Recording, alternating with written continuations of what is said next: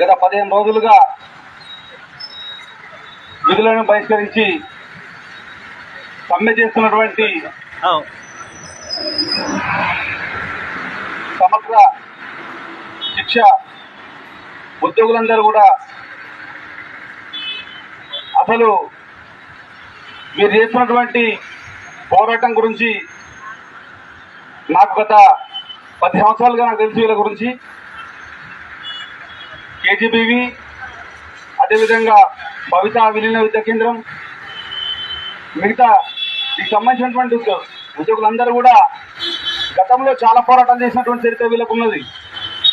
దాన్ని స్వయంగా చూసినటువంటి దాన్ని నిజంగా ఈరోజు తెలంగాణ రాష్ట్రంలో ఓ సమ్మె జరుగుతుందంటే ప్రతి ఒక్కరు కూడా గతంలో తెలంగాణ కోసం పోరాటం చేసి